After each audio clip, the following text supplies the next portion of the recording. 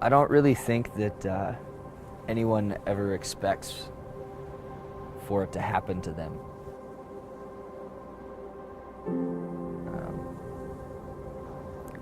Kind of feel like we're invincible.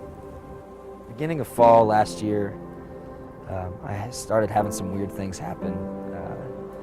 I was experiencing a lot of pain. I did the classic move and went on WebMD and started looking at my symptoms and trying to figure out what was going on. And I started reading the list of things that it could possibly be, and they were all pretty serious, but at one point I saw the word cancer on there. The doctor that I had seen earlier was on the phone,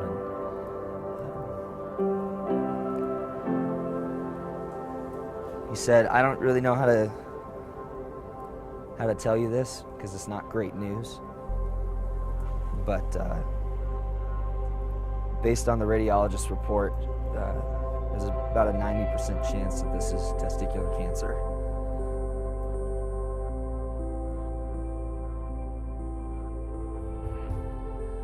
We started walking out the hallway and walking out of the hospital, and I just lost it. I lost it, and this independent, young 22-year-old guy was now crying in his mommy's car, and I wasn't so strong anymore.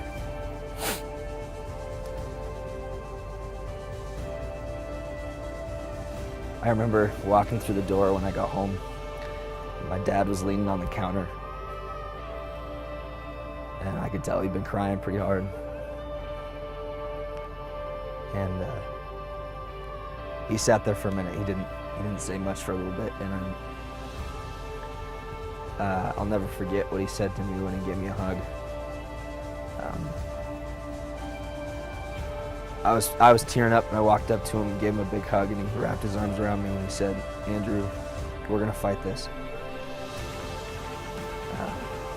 We're gonna be here for you, and we're gonna help you fight this, whatever it takes."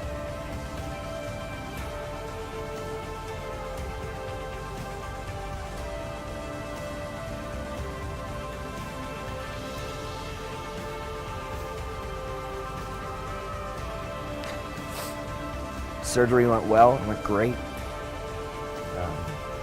They confirmed that it was cancer. The big C word.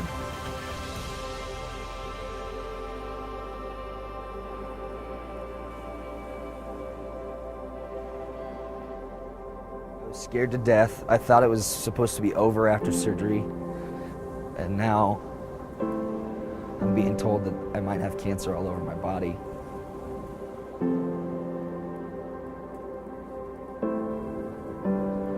I tried really hard to find strength in myself for a long time, and it didn't work.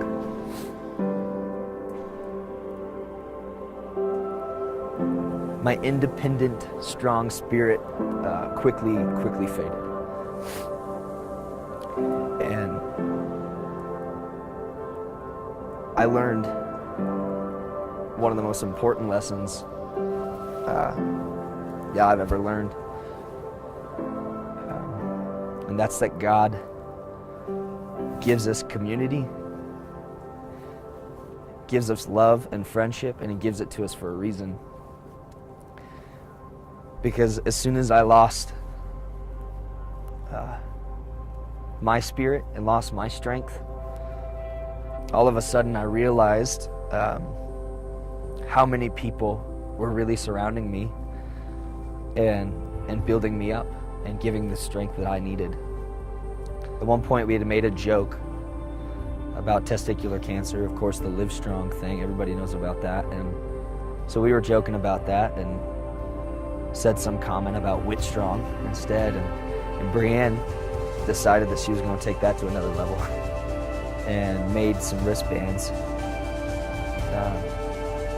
and ended up selling them as a fundraiser. And all of a sudden, while I'm sitting in chemo, I'm getting pictures left and right of people wearing these green wristbands, and I don't think anybody will ever know how important those pictures were to me.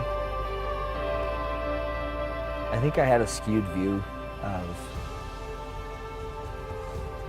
what home was for a really, really long time. Home was a building, a room.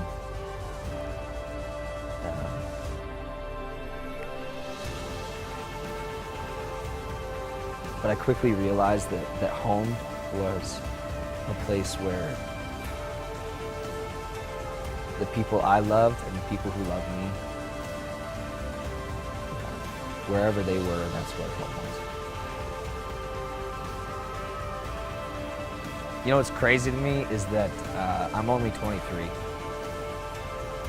I've had a roller coaster of a year, and Lord willing, I've got many more years to come. And it's not always going to be easy. I know that I'm going to have ups and downs, and I'm going to have more crazy things to deal with, more struggles, and cancer's not going to be the last thing I deal with. But I know now that I can't rely on my own strength. That God has put people in my life for a purpose. And I thank Him for that, because without them, I couldn't do this. I couldn't have done this on my own, and I won't be able to do the rest of life on my own. And I thank God for my home and for the people that He's put in my life who love me unconditionally and who I love back.